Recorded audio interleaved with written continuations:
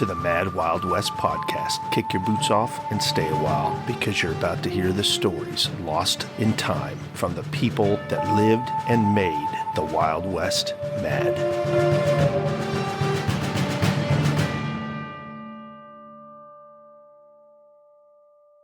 Oh, do we have a story for you today? Our main story, we're going to follow some men heading out to go find the riches in the Mad Wild West. But let's see if they make it or not. How often have you left your house on a trip and wondered if you were ever going to make it back alive? Welcome to the Mad Wild West. I know what you're asking yourself. Who are the sponsors of this wonderful podcast? Well, today we've got a couple, and this comes from April 15th, 1897. Dr. King's New Life Pills. A trial will convince you of their merits. These pills are easy in action and are particularly effective in the cures of constipation and sick headache. For malaria and liver troubles, they have been proven invaluable. They are guaranteed to perfectly free from every deleterious substance and to be purely vegetable. They do not weaken by their action, but they give tone to the stomach and bowels, greatly invigorating the system. Send your address to R.E. Buckland and Company, Chicago, to get free samples. And one more sponsor, Hood's Sarsaparilla. Terrible sores? Could not walk for nearly a year, completely cured by Hood's. Here's a testimonial that'll get you. I had terrible sores on one of my legs. I was attended by a physician, and to no avail. Nothing helped. At Little Rock, my foot was hurt and troubles were pronounced to be cancerous. An infection grew, and I grew worse and expected to lose the foot. I began to take Hood's Sarsaparilla, and in a short time my foot improved. Kept on taking Hood's Sarsaparilla, and now I am sound and well, and my foot does not trouble me at all. My blood is pure. I was never in better health. And that's from John C. Parks, his testimonial. Remember, Hood's Sarsaparilla. It's the best in the fact there's one only true blood purifier. Hood's Sarsaparilla. Can be found at all druggists, $1. I hope all you Mad Wild West listeners had a wonderful new year. But I know you didn't come to talk about 2023. You're all here because we want to see what's going on 150 years ago in the crazy Mad Wild West. So let's take a look. Right now, we're going to go back to the Weekly Arizona Miner, August 8th, 1868. So here's some news from around the Arizona territory during that time. Headline reads, Remarkable Phenomenon, Bursting of a Waterspout, Another Deluge. About 9 o'clock Sunday morning last, there occurred in Yuma County, in this territory, one of the dreadful catastrophes in nature known as a waterspout, which, for the immense volume of water cast out of it and the terror it inspired in those who witnessed its mighty operations, is without a parallel in similar phenomenon. Mr. James Grant, mail contractor on the La Paz and Prescott route, arrived here with mail Wednesday last and related to us the following particulars. He had left La Paz Saturday morning and proceeded about 14 miles when he beheld a tremendous black cloud moving towards him from the direction of Granite Wash. Nothing daunted, he kept on his journey until arriving at the big ravine 14 miles this side of Tyson's Well, now Roberts Station, where he found the freight trains of Miller Brothers of Prescott in a badly demoralized condition. While the wagons, or a part of them, were crossing the ravine or wash, a flood of water came very near destroying the whole train. It rushed upon them, upsetting in its mad career one wagon, breaking 2 wheels, and drowning 4 mules, 3 of which belonged to Miller and Brothers, and one other that barely escaped. Had not the teamsters cut the traces and allowed the mules to get out of the flood, every animal belonging to both trains would have been drowned. Mr. Miller informed Mr. Grant that never before had he heard such fearful noises as rent the air previous, and daring the terrible bursting of the monstrous black cloud. Mr. Grant soon after struck out, and on arriving in Henniger's Valley, he was confronted with the waters which had receded to a place with which they spread out over the immense valley. His only show to make time and headway was to wade into the water, which he did, and finally succeeded in getting himself, the mail, and horse across the valley, a distance of 5 miles. It was a dreadful visitation of nature, and we hope another such occurrence will never again take place in Arizona. Here's an interesting story. Oni's tramps are over. That's the headline. The tramp dog Oni, who has traveled hundreds of thousands of miles on mail cars and steamer ships, has been barred from further indulgence in pilgrimages. Superintendent Troy of the Railway and Mail Service says the dog has become a nuisance, and hence an order declaring him and barring him from privileges on mail cars has been issued. Here's some really big news. Very interesting. This is from the Weekly Arizona Miner, October 10th, 1868. It reads, "From South America, accounts of the great earthquakes.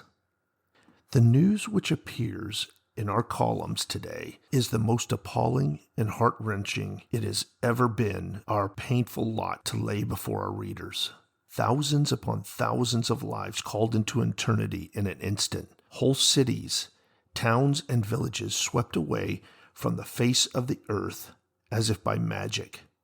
Dozens of ships with their crews whirled away from their anchorage like toys by the receding sea and then swallowed up by mighty waves, or washed far away up into the heart of the city.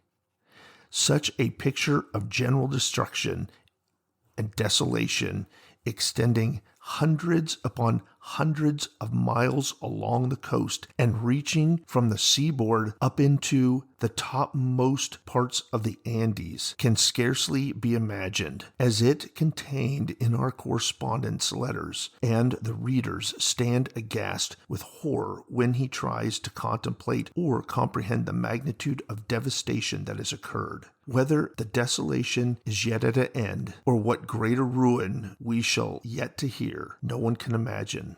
For there are many points in the interior, farther south, unheard from, whilst noting whatever has reached us from the Colombian frontier."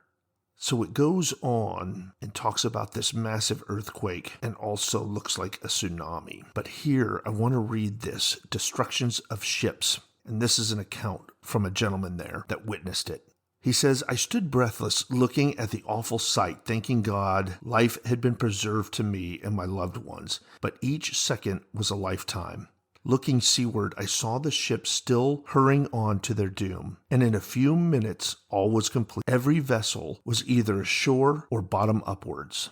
The Peruvian war steamer America lost about 85 hands. The U.S. steamer Wateree escaped with loss of 1 life. With a small draft of water, she was carried boldly on top of the seas and landed about a quarter mile inshore on a railroad track. The United States store ship was bottom upwards. Every soul on board perished, except the captain, surgeon, and paymaster who were on shore and were saved. The British bark of Liverpool was lying up on the beach. The remains of the whole, half of her crew perished. An American bark laden with guano was swallowed up and has not left the vestige to tell her fate.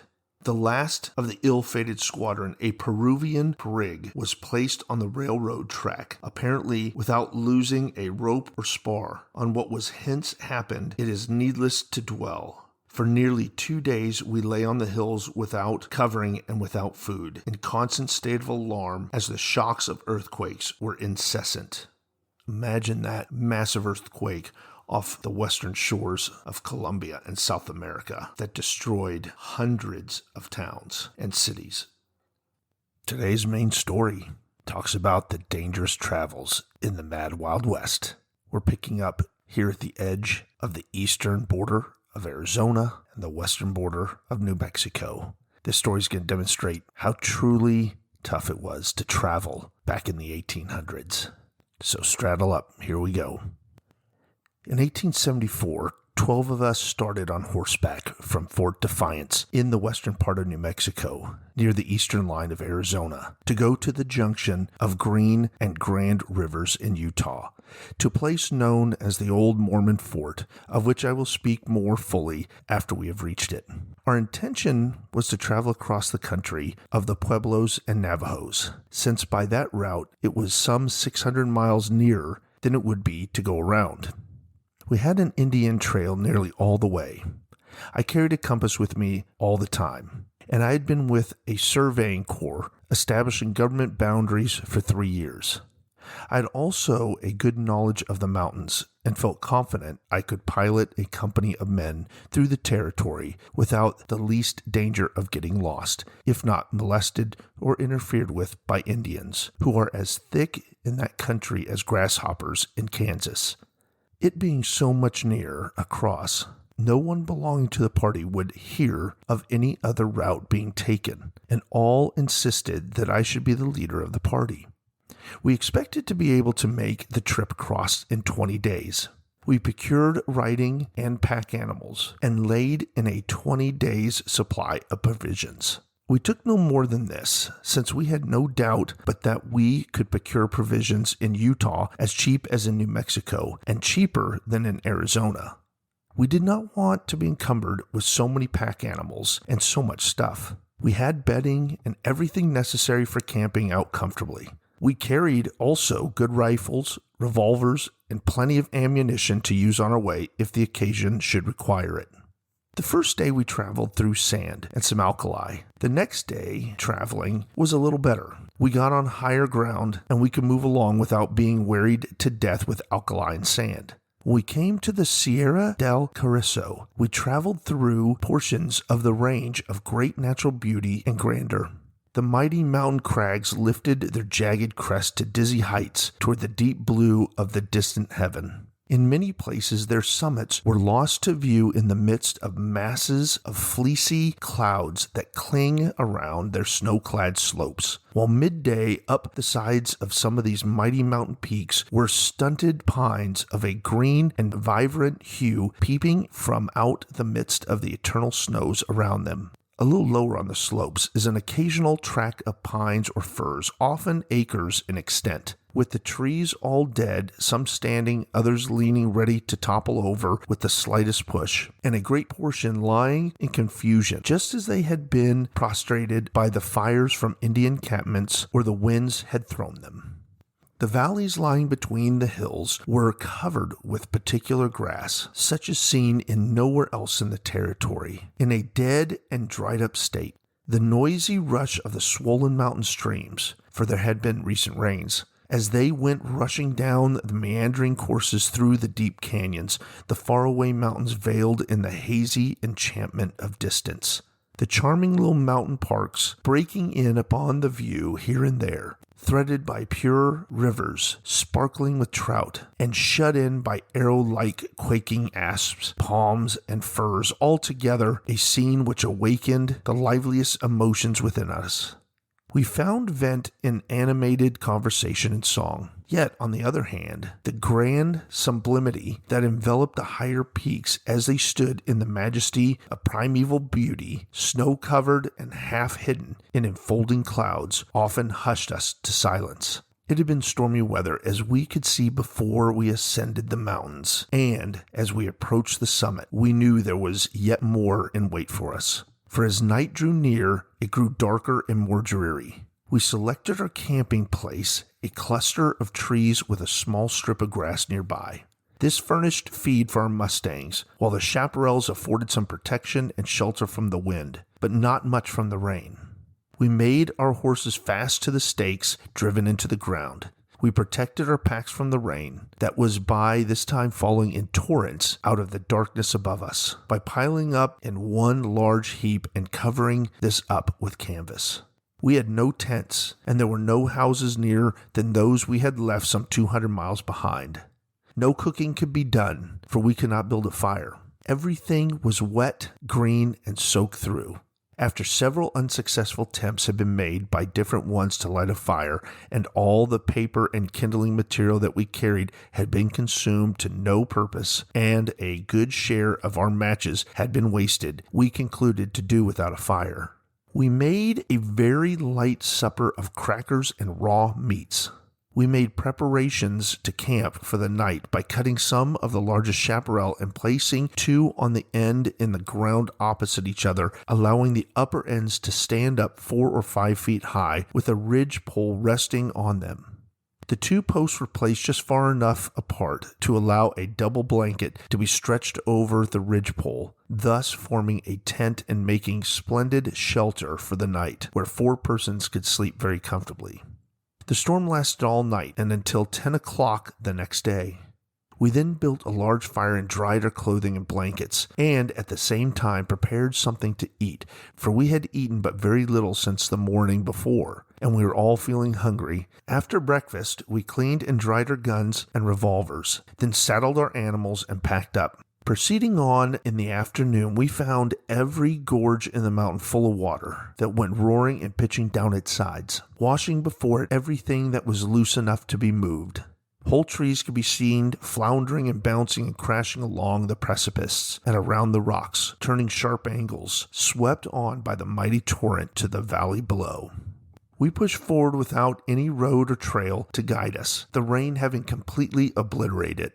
We encountered streams and bodies of water continually during the afternoon, a few of which we could leap over, but most of which we were compelled to ford. About 4 o'clock, we struck a trail bearing in the direction we wanted to go. We followed the remainder of the evening until we came to a splendid spring of water bubbling out of the rocks. There was grass nearby, so we camped for the night. But we could find no wood. We gathered old moss and stuff as wild animals gather together for beds in the neighborhood of the ledges of the rocks. We managed to make fire to boil our coffee and fry our meat, which 2 articles soon disappeared. The next day we followed the mountain trail, which still led in the direction we were going. It was barely wide enough for a horse to travel on. It went winding around cliffs, often on the very brink of precipices, hundreds of feet deep. Should a horse fall, he would be dashed to pieces on the rocks beneath. No relishing the idea of such a death, the most of us led our horses along the most difficult narrow passes. That night we camped in a large forest. From every side all manners of strange noises could be heard. The screaming of panthers and wild cats, screeching of birds, and croaking of innumerable frogs made up a concert that was novel and lively, if not agreeable. One who has never spent a night in the mountain forest can form no just concept of the strange and unearthly noises which make the hours of darkness hideous. Oftentimes, while one is asleep, some wild animal will come up and smell around your couch and perhaps give some terrifying howl that will cause you almost instinctively to clutch your gun and bound from your bed. Looking around, you behold the glaring eyes of some wild beast fixed upon and watching you. It may be a panther, mountain lion, grizzly bear, Mexican jaguar, American tiger, wolf, or some other of the hundreds of wild beasts that inhabit those wildernesses. You may hear him sniff the air and walk away, for the chances are it will be so dark that you cannot shoot. These wild animals seldom attack a man, unless goaded by hunger or wounds. The next morning, when we got up, all were complaining of a sleepless night and some sore limbs and aching heads. After everything was ready for the march, we descended to the valley below, thinking to travel up the valley as we would have easier traveling and, at the same time, be out of where we could see what was going on. This last object was quite desirable, for we were now in Indian territory. The pony and moccasin tracks of the Navajo could be plainly seen on all sides. We kept our rifles constantly in front of us, ready for instant use. The day was passed, however, without seeing an Indian, though we were on constant alert, for we knew that the Indians were numerous all through this section of the country. We halted before sundown, ate supper, and smoked a while. Some of the boys were just saddling up to proceed onward. I was taking a little stroll from camp and smoking along at my leisure, when suddenly, and after all unexpectedly, I beheld a traveler clad in buckskin, hastily making his way toward us. He carried a Henry rifle in front of him, and a pair of huge pistols and a hunting knife in his belt. His belt was filled with cartridges. He seemed to be peering around and watching every moving object, and listening keenly to every sound, but seemingly intent nevertheless on coming to us. After he came near enough, I could see that he was a young man, 34 or 35 years of age. And upon forming his acquaintance, I found him to be a light-hearted and jovial fellow. He was, however, one of the sons of Kentucky, whose early education had been sadly neglected, for he could not read or write his name. He was gifted with a good share of caution and was firm as a grizzly, two qualities which we much needed afterwards, as you will learn. For Bennett and I remained chums for the next 18 months. He had carried the United States mail for over a year through Arizona and was at this time off duty. After the usual salutations were passed and our visitor had sat down to a supper one of our boys had prepared for him, the general conversation in reference to business and matters generally. "What are you doing and where are you going?" came and went at random, as is usual on such occasions. But to cut the story short, Bennett was persuaded into the notion of going with our party into Utah Territory. He had been out at one of the agencies and was then on his way to California District in Arizona. He had been out at one of the agencies and was then on his way to California District in Arizona. He had seen us as he was crossing one of the divides and had come down to see who we were. He said the Indians were watching us as he supposed, or else we would have seen plenty of them before we got to the heart of their country, as he had seen a number of them that day, but none in speaking distance. After supper, we again made ready, and we were soon on our way to find a place for camp for the night. During the evening, I gave Bennett to understand what our business was, that we were a company of prospectors going to Elk Mountain at the junction of Green and Grand Rivers to hunt for some of the hidden wealth that was supposed to lie there in chunks as large as hogheads. Bennett went with us until we changed our minds and concluded not to go through. About 9 o'clock, we camped for the night, all laying down to sleep except the man on guard. We had no fire, as that would have been seen from a long distance and would reveal our whereabouts. The next morning, we had brought our horses close to camp. We were just getting ready to pack and saddle when one of the men on the lookout sung out, "Injuns, Injuns." Immediately, the camp was in the midst of a terrible excitement, and though everything was lying near at hand, yet some of the men could not see their guns. There were two in the party who could find nothing they wanted or that belonged to them. I gave these two and another orders to attend to the horses. One of them grabbed an axe and went to driving the picket pens down tight so as not to let our horses be stampeded and get away from us. Up to this time, none of us expected the sentinel had seen the Indians.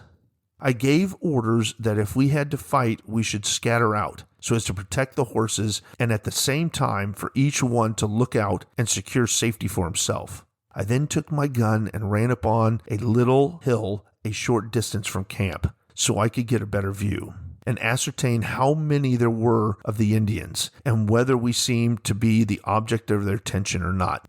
Having gained the hill, I could see 27 Indians not more than 1/4 of a mile away, coming down upon us with the horses in full run.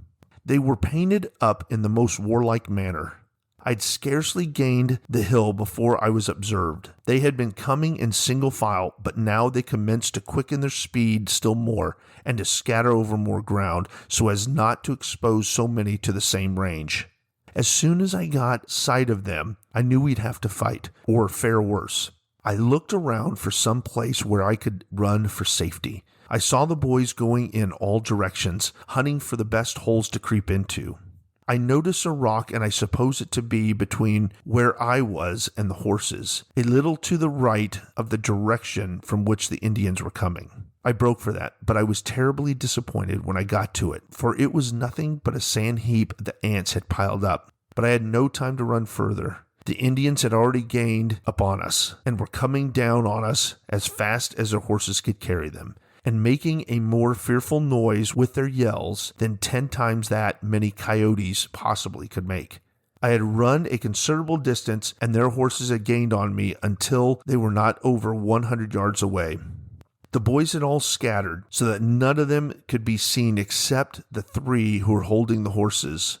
The others had gone, as I had said, every fellow for himself, and not a shot had been fired until I reached my aunt's nest, when, as I threw myself behind it, a whole volley of bullets went singing over my head and into the sand above me. The Indians then made a break to capture or stampede the horses. Up to this time, I had heard but 2 shots fired by our side. But as soon as they made for the horses, then they were brought fairly into view, and a stream of laden bullets was poured into the midst from all sides. Horses and riders went careening and falling together. They could stand it no longer than about 10 minutes when they started on their retreat. They almost ran over me on retreating. One of them certainly would have done so if he had not been killed on his way.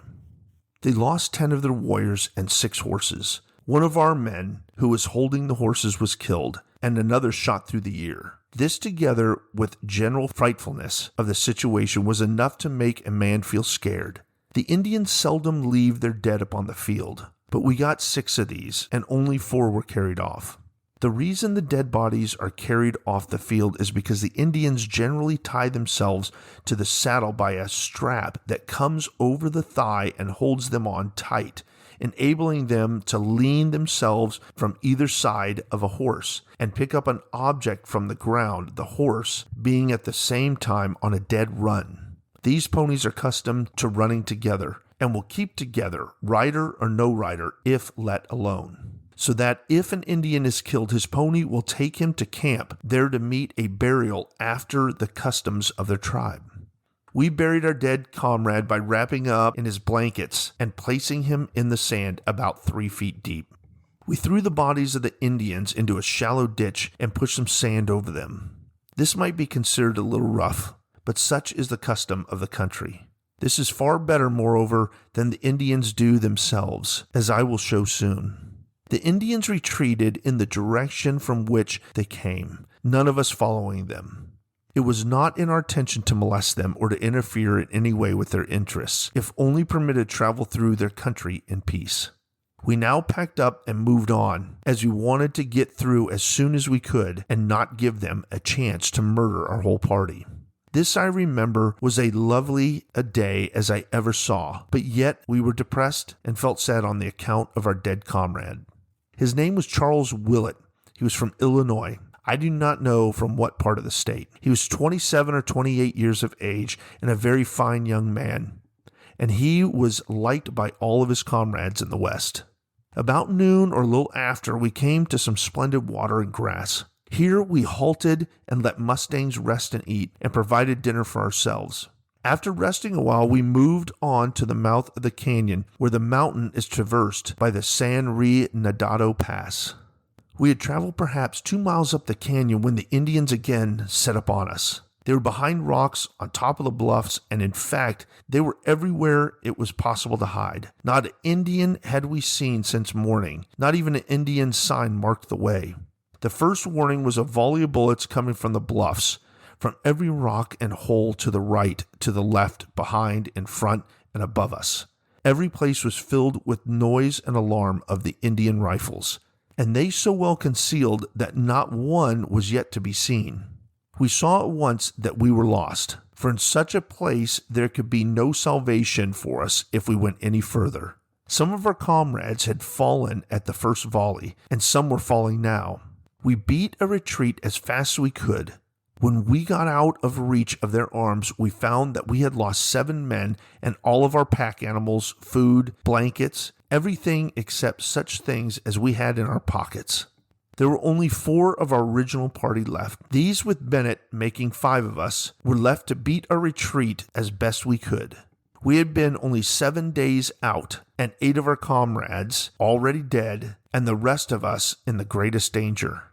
There were Indians on all sides of us. Only a few moments before we had felt very jolly and confident of getting through without further fighting. Now there was no hope. The best we could do was to beat a retreat back the way we came, as best we might without provisions. The Indians followed us all that evening. We traveled all night and all the next day and night. We halted along enough at places where there was water and grass to let our horses rest and feed a while, for everything depended upon them. We were, of course, getting hungry and tired ourselves, but the Indians were still in sight pursuing us. Signals could be seen in all directions. We knew that they were following us up as fast as their little jaded horses would permit. We could occasionally, from some of the high points we were passing over, see them in the distance coming toward us as fast as their ponies could be urged along. For 2 nights, and better than a day, we had not tasted a morsel to eat. We knew of a small stream of water a little further ahead, which we had crossed over on our way out, where we had seen some fish. We had not seen any game that day, or the day before, to kill, and the fish were our only hope of relief from several days of hunger and suffering. We struck out for the stream, and fortune favored our efforts, for once we encountered no Indians on the road nor at the creek. We went to work with our saddle blanket for a net, and we were not long in catching more than we could eat for the nicest kind of small trout, from 3 to 6 inches in length. We wasted no time and kept moving on, not getting much sleep. However, for the night was cold, and we had no covering except the small blankets used under the saddles. These were damp with sweat of the horses and full of hair. We did not dare build a fire, as the light would reveal our place of camping a long distance away and show the Indians our exact locality, and none of us were desiring another fight. We were thankful that we were alive. We formed a sad little group as we huddled around close together, telling one another how near we came to being left with our comrades in the Canyon Pass.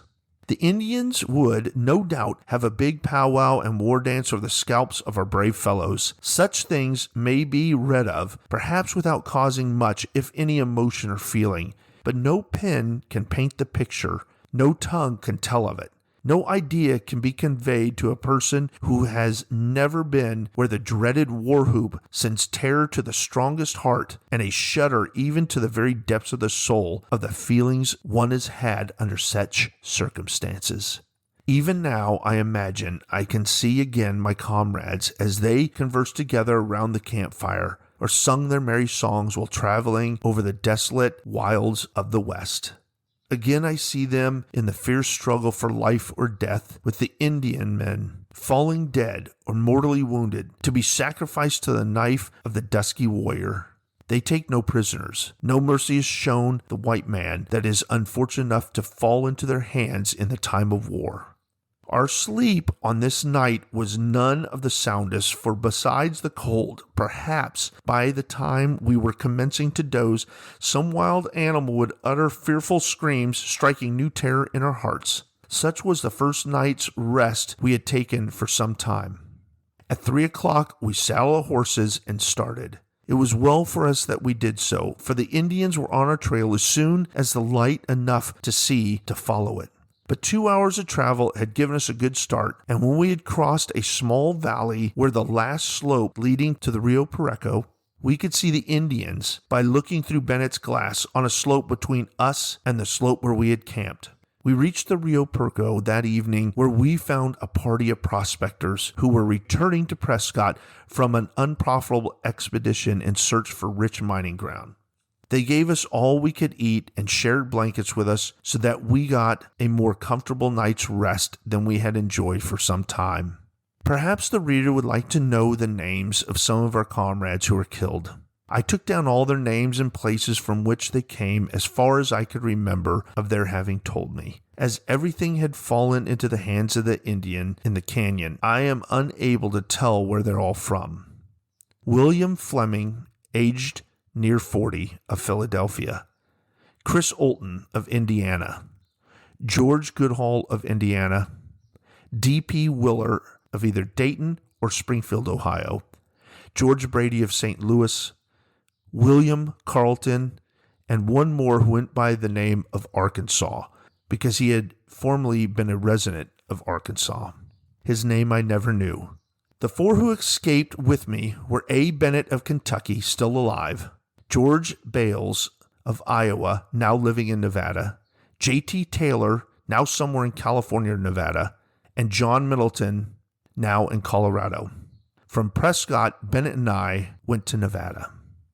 There you have it, the dangers and crazy times of traveling across the Wild West in the 1800s. I hope you enjoyed this week's episode and the crazy stories. And until the next episode, keep your horses tied up. Thanks for listening.